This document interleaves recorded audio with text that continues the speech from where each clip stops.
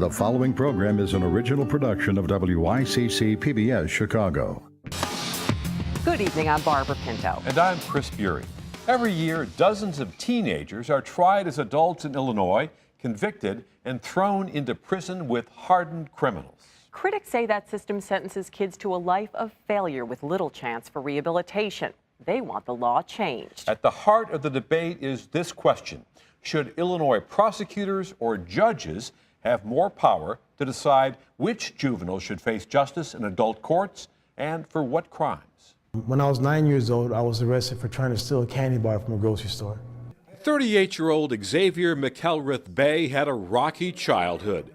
He grew up in the back of the Yards neighborhood on Chicago's southwest side. He lived there with his mother, 2 sisters, and a brother. But he says his family struggled to make ends meet in a chaotic, drug-abusing household. They were often evicted and at times had no place to call home. McElrath-Bey says by the time he was 11, he turned to a gang, seeking the bonding and stability that he did not have at home. I was still very much impressionable, very gullible as a child, but at the same time, just trying to win the love and respect of my peers. But earning that respect from the gang meant committing violent crimes. By the age of 13, he had been in and out of juvenile detention with 19 arrests and 7 convictions. His life changed forever in October 1990 when he helped lure a 14-year-old rival gang member into an abandoned building. The boy was beaten to death. McElrath-Bey was charged with first-degree murder. It was a gang-related murder, and he was a youth, a year older than I was, and at that time I didn't anticipate someone would die. Even though he was only 13, because of the nature of the crime, under Illinois law, McElrath-Bey was automatically transferred to an adult court. There, he was found guilty and sentenced to 25 years in prison. The Illinois law, passed in 1984, gives prosecutors, not judges, nearly all of the discretion in deciding whether to try offenders 17 and younger as adults. Stuart Katz is a judge at the Cook County Juvenile Court. If that youth is 15 or 16 years old and they're charged with, for example, first-degree murder, aggravated criminal sexual assault, armed robbery with a firearm, it never even comes to juvenile court, and we never see that youth. Those minors are often sentenced without any opportunity for a judge to consider if they should be treated differently than adults because of their age, mental health, or lack of maturity. Under the Illinois law, the racial divide is dramatic. Of 257 children tried as adults between 2010 and 2012, 83% were African American, 14% Latino, only 3% were white. Even more alarming to advocates for juvenile justice are the lengthy prison sentences meted out to teenagers and children.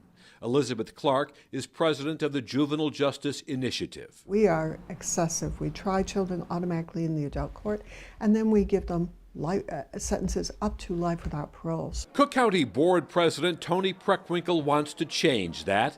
2 months ago, she backed a fundamental change in the way Illinois treats juvenile offenders. The proposed legislation would give judges more power to decide if the children and teenagers should be tried as adults. What this bill would do is, instead of making it automatic that these youth are charged as adults, it would make it discretionary, and it would have to go in front of a judge here first. But Antoinette Kavanaugh, a forensic psychologist, says most juveniles are not mentally or emotionally mature. She believes all minors should get a hearing where their mental health and backgrounds are evaluated before any decisions on trying them as adults. Part of the brain that helps a person make decisions, plan ahead, and weigh consequences that's the last part of the brain to develop. Xavier McElrath-Bey says he is an example of just that. Unable, he says, to fully understand his crimes and their consequences as a child.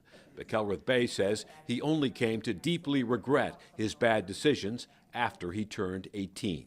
I think that we forget that children are going to grow up. When I was 21, 22, 23 years old, they might as well have just released me and put someone else in that cell.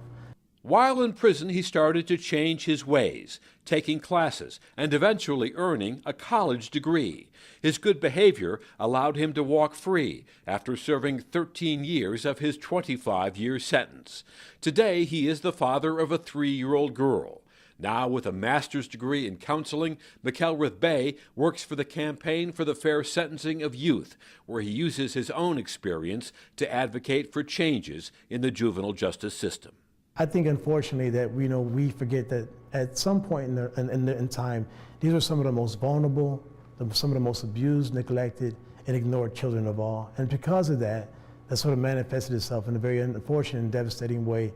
But it's not too late to save them. It's not too late to give them another chance. The reform proposal, backed by juvenile justice advocates and Cook County Board Tony Preckwinkle, could get a vote in the Illinois House of Representatives next week. Now here's Barbara with a look at the unfolding scandal at the Chicago Public Schools and other stories trending this week.